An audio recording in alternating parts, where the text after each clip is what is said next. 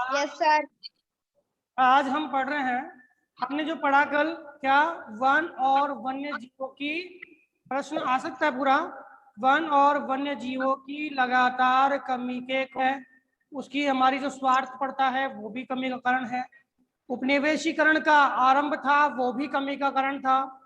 कृषि क्षेत्रों में मानव की वृद्धि है, यानी मानव कृषि क्षेत्रों में वृद्धि कर रहा है, बंजर भूमि या वन क्षेत्रों को लगातार कृषि क्षेत्रों में कन्वर्ट कर रहा है। क्यों कर रहा है?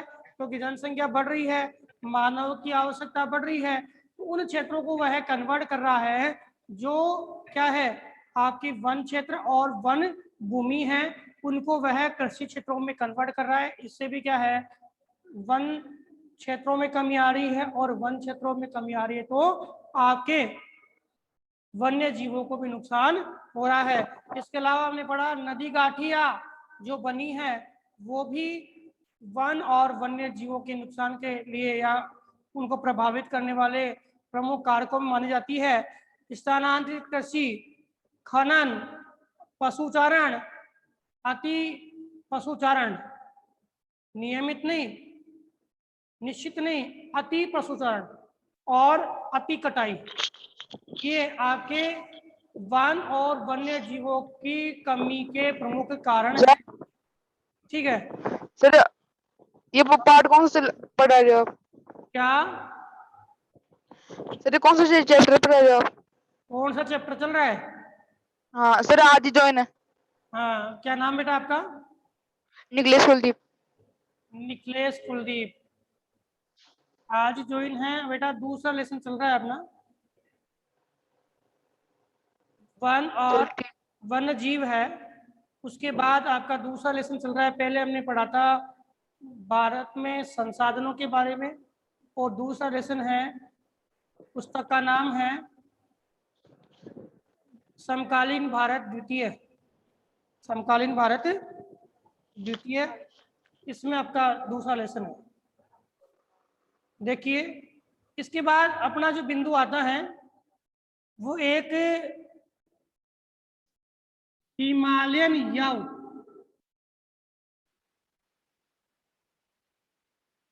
हिमालयन यव। कल मैंने बताया चीता, एशिया चीता है, उसकी विलुप्ति का कारण बताया था। ठीक है, अब है हिमालयन यव। क्या है हिमालय? प्रश्न को कैसे पढ़ सकता है, क्योंकि तो आपकी बुक में दिया हुआ है अलग से। यह एक चीड़ के प्रकार का क्या है, सदाबहार वृक्ष है। जो चीड़ के प्रकार का सदाबहार वृक्ष है।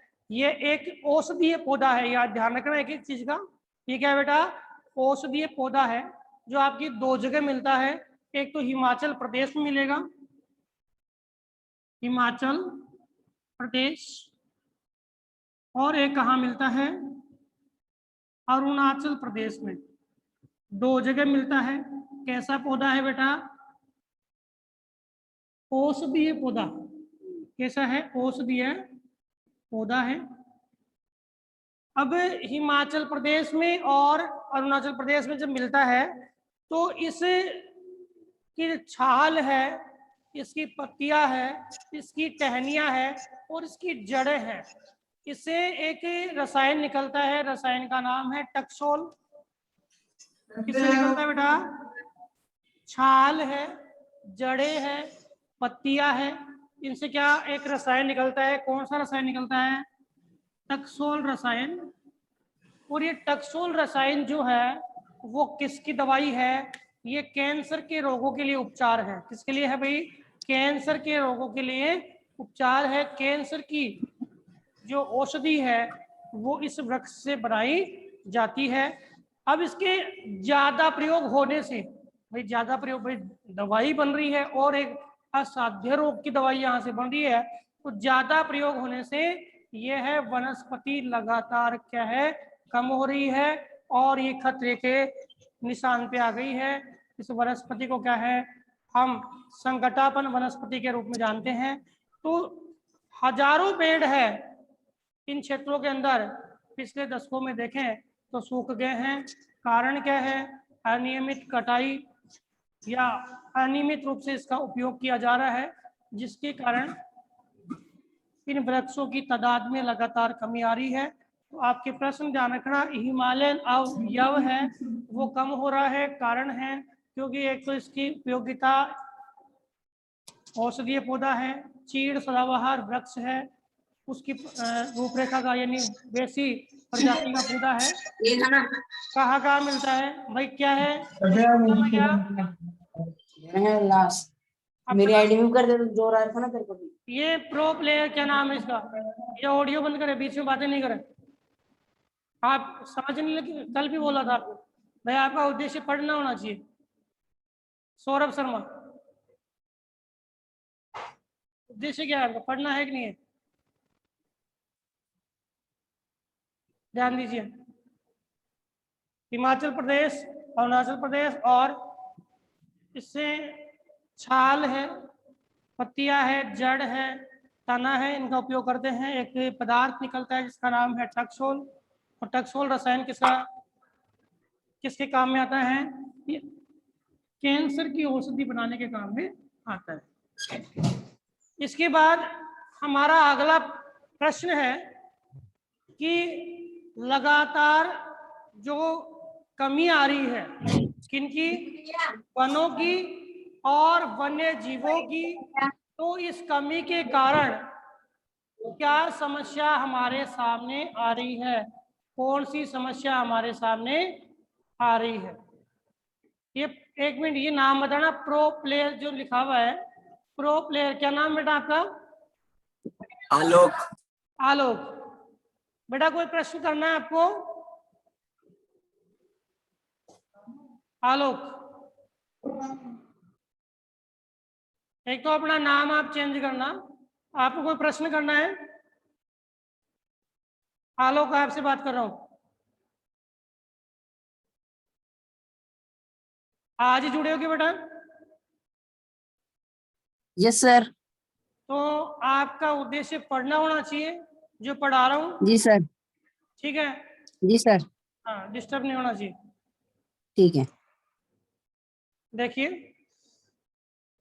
अब वन और वन्य जीवों की कमी हो रही है, तो कमी से क्या परिणाम आपके सामने आ रहे हैं, क्या रिजल्ट आपके सामने आ रहे हैं? रिजल्ट की बात करें तो सबसे पहले जो रिजल्ट आया वो है जैव विविधता में कमी। क्या हुई है? जैव विविधता में कमी हुई है। जो क्षेत्र ऐसे जहां पर वन और वन्य जीवों को नुकसान पहुंचाया गया, चाहे वो खनन से, चाहे अतिचारण से, चाहे वो आपके लकड़ी के काटने से, उद्योगों के निर्माण से, कृषि क्षेत्र में भूमि कन्वर्ट करने से, XYZ जो भी कारण है, उन कारणों से क्या हुआ है? जैव विविधता में कमी हुई है। अब आपको ये पता होना चाहिए जैव विविधता क्या है, बायोडाइवर्सिटी क्या है। तो जैव विविधता किसी, आप लिख सकते हो इसकी परिभाषा, किसी क्षेत्र विशेष में पाई जाने वाली वन और वन्य जीवों की जो प्रजातियां हैं उसकी मात्रा। देखो,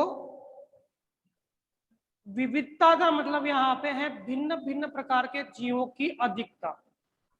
ठीक है, तो किसी क्षेत्र विशेष में वन और वन्य जीवों की प्रजातियां है, उसकी मात्रा अगर बहुत ज्यादा है तो जैव विविधता अधिक होगी, और कम है तो जैव विविधता कम होगी। हम इसको मात्रा के अकॉर्डिंग लेते हैं। एग्जाम्पल ले सकते हैं, जैसे मान लो कि हिरण है, हिरण की यहाँ पे बहुत सारी प्रजातियां हैं, तो ये क्या है? हिरण का जैव विविधता क्षेत्र है। ठीक है, कोई वनस्पति ले लिया, जो चीड़ है, चीड़ की कई प्रकार की जनजातियां हैं, सॉरी प्रजातियां हैं चीड़ वृक्ष की, तो ये उसकी विविधता का क्षेत्र माना जाता है, जिसमें एक ही प्रकार के बहुत सारे जीवों का पाया जाना। एक ही प्रकार के जो वन और वन्य जीव है उसमें एक ही प्रकार के बहुत सारे जीवों का पाया जाना, जीवों की प्रजातियों का पाया जाना क्या कहलाता है बेटा? जैव विविधता कहलाता है। और हुआ क्या कि लगातार वन कट रहे हैं, तो वन्य जीव और वन दोनों की जो प्रजातियां बोल सकते हैं कि जो दोनों की उपजातियां किस्में, उनमें लगातार क्या आई है? कमी आई है। और सीधा सा कारण है कि वन और वन्य जीवों की किस्में अगर कम हुई है, यानी डाइवर्सिटी, जो बायोडाइवर्सिटी कम हुई है, तो उससे क्या होगा? इससे सबसे पहला परिणाम आपके सामने आएगा कि पर्यावरण संतुलन बिगड़ जाएगा। पर्यावरण संतुलन क्या होगा? बिगड़ जाएगा। कब? जब वन और वन्य जीवों की जो प्रजातियां है वो नष्ट होती है या कम होती है, तो पर्यावरण संतुलन क्या होता है? पर्यावरण संतुलन यू लिख लो, पर्यावरण संतुलन प्रभावित होगा। पर्यावरण संतुलन क्या होगा? प्रभावित होगा। इसमें पर्यावरण संतुलन प्रभावित हो रहा है। अब और क्या नुकसान हो रहा है? तो जो जैव संसाधन है उनकी भी क्या होगी? लगातार कमी होगी। ये भी क्या है? परिणाम आपके सामने आएगा। क्या होगा? जैव संसाधनों की लगातार कमी होगी और इन जैव संसाधनों का बंटवारा करना मैं तो क्लास ले रहा हूँ। हो जाएगा। हाँ बेटा, कुछ बात कर रहे हो? जैव संसाधनों का बंटवारा करना क्या हो जाएगा? एक संकट हो जाएगा। असमान वितरण आपको देखने को मिलेगा, और ये असमान वितरण है वो लोगों के विकास में एक बाधा कारक सिद्ध होगा। क्या होगा? बाधा कारक सिद्ध होगा। और इस बाधा के कारण देश का विकास भी क्या होगा? अवरुद्ध हो जाएगा। देश का विकास भी क्या होगा बेटा? अवरुद्ध हो जाएगा। ठीक है। अब ये जो संतुलन बिगड़ रहा है, इसके पीछे आपकी एक विशिष्ट कारक है जो जिम्मेदार है, वो है पश्चिमी, ये ध्यान रखना, पश्चिमी उपभोगवादी नीति। पश्चिमी उपभोगवादी नीति है, ये बिल्कुल ध्यान रखना कि पश्चिमी उपभोगवादी नीति है, यही मुख्य रूप से हमारे जैव संसाधनों की कमी का कारण बन रही है। कैसे? क्योंकि पश्चिमी जो देश है वहाँ संसाधनों की तुलना में जनसंख्या कम है, संसाधन क्या है? ज्यादा, और जनसंख्या कम है। और वो देश है वो इन संसाधनों का अनियमित और बिना बुद्धि के यानी अविवेकपूर्ण उपयोग कर रहे हैं। उनको मतलब ही नहीं है कि उनके पास में तो अथाह पड़े हैं। भाई हमारे पास में लोग हैं 2 और भोजन पड़ा है 20 लोगों का, अब ऐसे उपयोग करेंगे, खाएंगे बिगाड़ेंगे, खाएंगे बिगाड़ेंगे। लेकिन लोग हैं 20 और भोजन है 15 का, तो बहुत तरीके से खाएंगे और मिल करके बांट करके खाएंगे। उनको पता है कि अगर हम सही ढंग से नहीं यूज करेंगे तो लगभग 5 लोग तो भूखे ही रह जाएंगे। तो ये पश्चिमी उपभोगवादी संस्कृति है। उदाहरण दिया गया है कि अमेरिका के जो नागरिक है वो औसत उपभोग 40 गुना ज्यादा करते हैं। और सोमाली देश है बेटा, कहाँ का? अफ्रीका का। सोमालिया जिसे बोलते हैं, कहाँ का देश है? अफ्रीका का देश है सोमालिया। लोकेशन ये वाली है। ये देश क्या है? सोमालिया। सोमालिया के देश जो है वो उपभोग करते हैं कितना? आपके औसत उपभोग का, जैसे सोमालिया वाले 1% कर रहे हैं, तो अमेरिका में 40 गुना करेंगे। क्या बेटा, कुछ बात कर रहे हो? कुछ प्रश्न पूछ रहे हो? मैं बोल रहा हूँ सोमालिया का जो व्यक्ति है उपभोग करेगा, क्योंकि ये पिछड़ा है, अफ्रीका पिछड़ा है, और अमेरिका का व्यक्ति उपभोग करेगा, ये 1 गुना उपभोग करेगा, ये 40 गुना उपभोग करेगा, चाहे वो बिगाड़ रहा है, ठीक है। ये 40 गुना उपभोग करेगा, वो 1 गुना उपभोग करेगा। तो आपकी बुक में दिया हुआ है कि अमेरिका का नागरिक है वो 40 गुना और सोमालिया का नागरिक है वो 1 गुना उपयोग करता है। तो बताओ कितनी वस्तुओं को वेस्टेज कर रहे हैं। तो ये समस्या आपके सामने है। इसी प्रकार कुछ देश है जो गरीब है, उनके पास में वस्तुएं नहीं है, और जिनके पास में जो अमीर देश है, विकसित देश है, उनके पास में अति उपभोग के लिए वस्तुएं पाई जाती है, जो देशों के बीच में क्या है, असमानता पैदा कर रहे हैं। अब इसके बाद और क्या परिणाम आपके सामने आया है? तो सबसे बड़ा परिणाम है कि संसाधनों की प्राप्ति की असमानता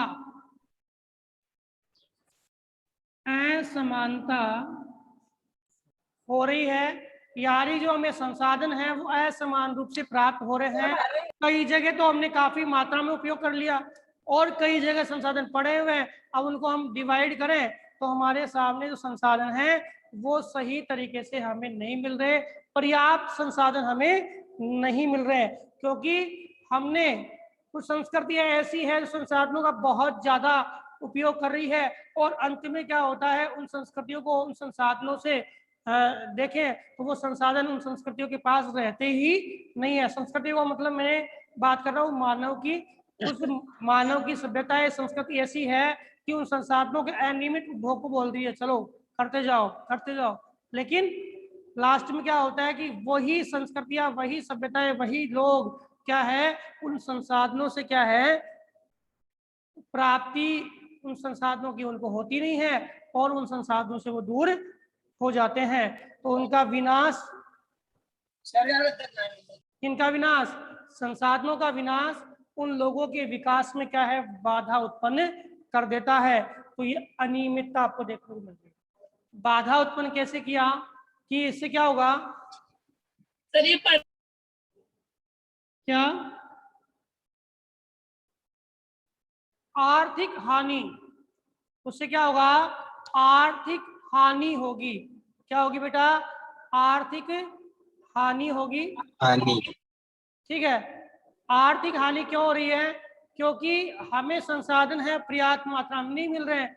हमारे पास वो संसाधन थे, उनका सही उपयोग हमने किया नहीं। एक समय ऐसा आया कि वो संसाधन नष्ट हो गए। अब हम उनसे अगर कोई उत्पाद प्राप्त करें तो नहीं कर पाते, क्योंकि हमारे पास में लिमिटेड संख्या में वो संसाधन रह गए। इसके कारण क्या होती है बेटा, आर्थिक हानि हमें होती है। किसके कारण, किसके कारण हुई आर्थिक हानि, संसाधनों का ज्यादा प्रयोग किया, अनियमित प्रयोग किया, और हमने ध्यान नहीं दिया, तो अंत में संसाधन हो गए कम। तो इसका रिजल्ट क्या आया कि क्या होगी, हमें आर्थिक हानि होगी। क्या होगी, आर्थिक हानि होगी। अब है सामाजिक दुष्परिणाम। देखो, सामाजिक दुष्परिणाम भी आपके सामने आएंगे। क्या कि संसाधनों की प्राप्ति नहीं हो रही है, तो लोग उनकी प्राप्ति करने के लिए क्या करेंगे, लड़ाई झगड़ा करेंगे। भाई आज बहुत सारे देश,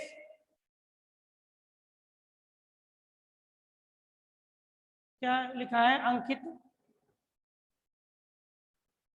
क्या लिख रहा है भाई, किसी को भी मैसेज नहीं कर पा रहे हैं। किसी को मैसेज क्यों करना है बेटा, अंकित किसको मैसेज करना है बेटा, अंकित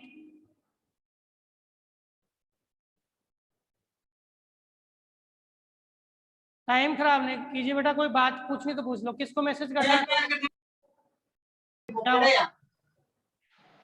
मैं अंकित से बात कर रहा हूं कि अंकित आपको किसको आपको मेरे से कुछ पूछना है तो आप मेरे से पूछ सकते हैं, कोई प्रॉब्लम नहीं है। आप मेरे को मैसेज कर रहे हो, मेरे पास आ रहा है आपका मैसेज, इस दूसरे से तो मतलब नहीं है। मैं ध्यान दीजिए आप पढ़ने में। तो सामाजिक दुष्परिणाम, सामाजिक दुष्परिणाम हो रहा है कि लड़ाई झगड़ा हो रहा है। ठीक है, फोन में पढ़ लेगा। क्या हुआ बेटा? विकास, ध्यान दीजिए। देखो, सामाजिक दुष्परिणाम का मतलब है तो लड़ाई झगड़ा संसाधनों के अभाव में। दूसरी बात, हमारे विशेष में राजस्थान की बात करें तो पश्चिमी राजस्थान में पहले से था क्या कि संसाधन, जल संसाधन का अभाव हो गया, तो घर की महिलाएं हैं, राजस्थान में पहले से चला रहा है कि वो काफी दूर दूर तक जाकर के और जल की प्राप्ति करती है। पुरुष है वो आर्थिक क्रियाओं में लगे रहते हैं और वो महिलाएं हैं काफी दूर से जल की प्राप्ति कर रही है। तो ये जैसे संसाधन आप उपयोग करेंगे संसाधनों को अनियमित रूप से, अविवेकपूर्ण से रूप से, तो वो संसाधन समाप्त हो जाएंगे और ये संसाधन हमें क्या करेंगे, एक ये बोल सकते हैं कि हमें हमारे विकास में बाधा लाएंगे और हमारे विकास में बाधा का कारक बनेंगे। इसमें सामाजिक दुष्परिणाम में ये लड़ाई झगड़ा होता है और महिलाओं को संसाधन, जैसे जल संसाधन जुटाने के लिए दूर तक जाना पड़ेगा। तो ये कई प्रकार की समस्याएं हमारे सामने उत्पन्न होती है। इसके अलावा हमारे पास में संसाधन है कौन से, वन और वन्यजीव संसाधन। तो वन और वन्यजीव संसाधन हमारे पास में है, तो उन्हें वन और वन्य जीवों का हम अगर सही उपयोग नहीं कर रहे तो वनों के अत्यधिक कटाई के कारण वन क्षेत्र जब समाप्त हो गए तो हमारे सामने एक विकट समस्या क्या आएगी कि पर्यावरण संतुलन, बताया ना, पर्यावरण संतुलन प्रभावित होगा और पर्यावरण संतुलन प्रभावित होगा तो हमारे जलवायु चक्र भी क्या होगा, प्रभावित होगा। तो कई कई क्षेत्र ऐसे हैं जहां पे क्या होगी, अतिवृष्टि होगी। क्या होगी, अतिवृष्टि होगी और वहां पे क्या आएगी, बाढ़ आएगी। अतिवृष्टि होगी तो क्या आएगी, बाढ़ आएगी। और कई क्षेत्र ऐसे हैं जहां पे क्या होगी बेटा, अनावृष्टि होगी। अनावृष्टि होगी तो वहां पे क्या पड़ेगा, सूखा या अकाल पड़ेगा, सूखा या अकाल पड़ेगा। तो बताइए कि जो हमारे संसाधन है अगर हम उनका अनियमित उपयोग कर रहे हैं तो बाढ़, सूखा जैसी समस्याएं हमारे सामने उत्पन्न। क्या हो बेटा, तो बाढ़, सूखा जैसी समस्या हमारे सामने आ जाएगी। तो हमने जो कल प्रश्न पढ़ा था कि संसाधन जो है उनकी कमी के कौन से कारण है, और आज हमने पढ़ा कि संसाधनों की कमी यानी वन व वन्य जीवों की कमी के परिणाम, कमी के परिणाम, अच्छे परिणाम तो निकलेंगे नहीं। कैसे निकलेंगे बेटा, दुष्परिणाम ही सामने आएंगे। वन और वन्य जीवों की कमी के कौन से परिणाम, दुष्परिणाम सामने आए हैं। तो एक तो आपके जैव विविधता में कमी हुई है, पर्यावरण संतुलन बिगड़ा है, संसाधनों की प्राप्ति में असमानता आई है, और जिन संसाधनों को प्राप्त करके हम अपना, भाई बहुत सारे प्रदेश ऐसे थे जो उन संसाधनों से वो लोग अपना गुजारा करते थे, लेकिन हमने वो संसाधन ही नष्ट कर दिए तो हम अपना गुजारा नहीं कर पाते। हाँ, वो संसाधन ही क्या कर दिए, नष्ट कर दिए, तो हम गुजारा किससे करेंगे। मान लो कि वन क्षेत्र है और वन क्षेत्र से वो लोग क्या कर रहे थे, औषधियां प्राप्त कर रहे थे, बेच रहे थे, ठीक है। इसके अलावा वन क्षेत्र से वो लोग क्या कर रहे थे, औषधियों के अलावा वो लकड़ियां कुछ हद तक प्राप्त कर रहे थे, वो बेच रहे थे, लेकिन वो लोग केवल अपनी आजीविका के लिए, भरण पोषण के लिए काम कर रहे थे। आजकल हमने उस प्रोसेस को किस बना दिया, व्यापारिक बना दिया है।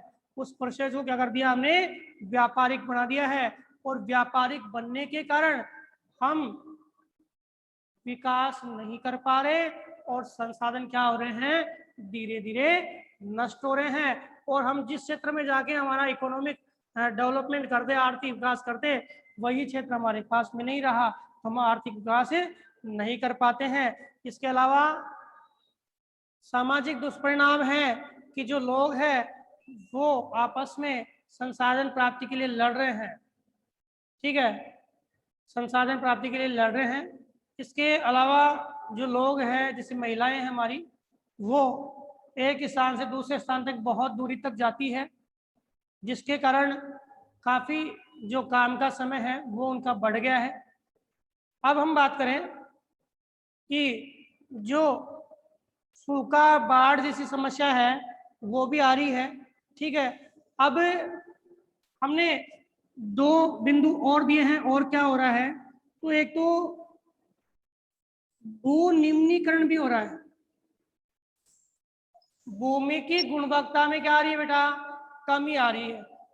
भूमि निम्नीकरण पढ़ाया मैंने आपको पहले, भूमि की गुणवत्ता में कमी आना, वन्य जीवों को वन्य क्षेत्रों को काटना, ठीक है, वन क्षेत्रों को काटेंगे तो वर्षा में अनियमितता आएगी, ठीक है, और वन नहीं रहेंगे, वृक्ष नहीं रहेंगे तो मृदा का अपरदन होगा, और पोषक तत्व भी क्या होंगे, बह जाएंगे। तो भू निम्नीकरण हो रहा है, पर्यावरण का निम्नीकरण हो रहा है। किसका बेटा, पर्यावरण का असंतुलन हो रहा है। तो पर्यावरण निम्नीकरण का मतलब जान रहे हो क्या, कि पर्यावरण के जो स्थिति है कि पर्यावरण एक संतुलन बनाए हुए है, वो संतुलन है क्या हो रहा है, बेकार हो रहा है, पर्यावरण का निम्नीकरण हो रहा है। इसके अलावा क्या हो रही है, आर्थिक हानि हो रही है। तो क्या हो रही है बेटा, गरीबी बढ़ रही है। क्या बढ़ रही है, गरीबी बढ़ रही है। और गरीबी जो बढ़ रही है, पर्यावरण की असमानता देख रहे, ये तो लगभग सभी देशों में है, लेकिन गरीबी है वो विश्व के विकासशील देशों में है, जहां संसाधनों की तुलना में जनसंख्या कई गुना ज्यादा है। संसाधनों की तुलना में जनसंख्या कई गुना ज्यादा है, ठीक है। ये अंकित कुछ पूछना चाह रहे हो क्या बेटा, अंकित, ये त्रिलोक बुनकर, भाई आप हैंड राइज कर रहे हो तो कुछ पूछ रहे हो क्या बेटा, यहां से कोई प्रश्न करना है आपको, कोई भी स्टूडेंट जिनको इससे प्रश्न करना है, इस टॉपिक से, तो आप हैंड राइज करें, या आप चैट बॉक्स में मैसेज लिख दीजिए क्या प्रश्न है। ओके, आगे चले बेटा। देखो अब हम बात करें, प्रश्न हमारा कंप्लीट हो गया। अगला प्रश्न है कि जैव विविधता, सॉरी, वन और वन्य जीव है उनकी कमी के क्या कारण थे और क्या परिणाम निकले। अब हमारे सामने प्रश्न है कि साहब ये वन और वन्य जीव जो नष्ट हो रहे हैं, इन के नष्ट होने से इनको बचाने के लिए हम कौन कौन से उपाय करें। तो कौन कौन से संरक्षण उपाय हम वन और वन्य जीवों को बचाने के लिए कर सकते हैं। कौन कौन से संरक्षण उपाय हम वन और वन्य जीवों को बचाने के लिए कर सकते हैं। तो सबसे पहले हमें इनके संरक्षण के लिए जो IUCN की जो रिपोर्ट है, सबसे पहले भाई आप बोलो कि कोई मरीज है, हमें उस मरीज का क्या करना है, इलाज करना है। डॉक्टर साहब उस मरीज का इलाज करेंगे तो सबसे पहले उस मरीज की समस्याएं जानेंगे। क्या जानेंगे, उस मरीज की क्या जानेंगे, समस्याएं जानेंगे कि क्या समस्या। आशीष चोपड़ा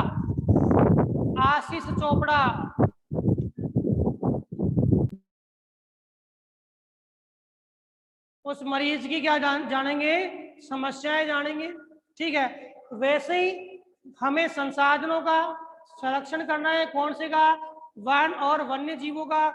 तो बताओ वन और वन्य जीव संसाधन के लिए कौन सी संस्था अपनी लिस्ट यानी रेड डाटा लिस्ट हमारे सामने प्रस्तुत करती है। तो IUCN, तो IUCN है, उसके द्वारा, IUCN के द्वारा जारी की गई रिपोर्ट का अध्ययन करेंगे। सबसे पहले हमारा जो उपाय है उसको जानने के पहले हम IUCN की जो रिपोर्ट है उसका अध्ययन करेंगे और हम पाएंगे कि कौन सी जाति वन और वन्य जीवों में कौन सी सुभेद है, कौन सी सामान्य है, कौन सी संकटापन है, कौन सी स्थानिक है, कौन सी लुप्त हो गई। अब हम सुभेद और संकटापन जातियां है, चाहे वो स्थानिक रीजन की है या पूरी है, उन जातियों की लिस्ट सामने लाएंगे और हम उन जातियों के लिए सबसे पहले क्या करेंगे, उनके लिए योजना बनाएंगे। जो सुभेद है और जो संकटापन है, लुप्त हो गई वो हो गई, सामान्य का खतरा नहीं है, लेकिन सुभेद और संकटापन की लिस्ट बनाएंगे और उनके लिए योजना बनाएंगे कि हम उसके लिए क्या कर सकते हैं। तो हमारे देश में 1960 मतलब जब भारत आजाद हो गया और आजादी के बाद हमने वन यानी वनस्पतियां और पशुओं की जितनी भी किस्में हैं उनके बारे में जानने की कोशिश की, कौन सी विलुप्त हो रही है, कौन सी विलुप्त होने के कगार पर है। तो 1960 और 1970 के दशक में पूर्ण रूप से प्रयास किया गया कि इन किस्मों को जाने और जान करके उनके लिए क्या यहाँ योजना बनाए। एक प्रश्न आपके सामने आता है कि भारतीय वन्य जीव संरक्षण अधिनियम, ये ध्यान रखना, फिर अपना टाइम होने वाला है, बाकी संरक्षण के नियम कल पढ़ेंगे। भारतीय वन्य जीव प्रश्न आ जाता है, संरक्षण अधिनियम कब लागू हुआ? तो भारतीय वन्य जीव संरक्षण अधिनियम याद कर लेना, प्रश्न बनता है 1972 में आया भारतीय वन्य जीव संरक्षण अधिनियम, जिसमें वन और वन्य जीवों की रक्षा के लिए यह अधिनियम लागू किया गया। इसका उद्देश्य वनों और वन्य जीवों की सुरक्षा, वन्य जीवों को सुरक्षा प्रदान करना था। बताओ समझ में आ गया क्या? अब संरक्षण के लिए और कौन कौन से उपाय है?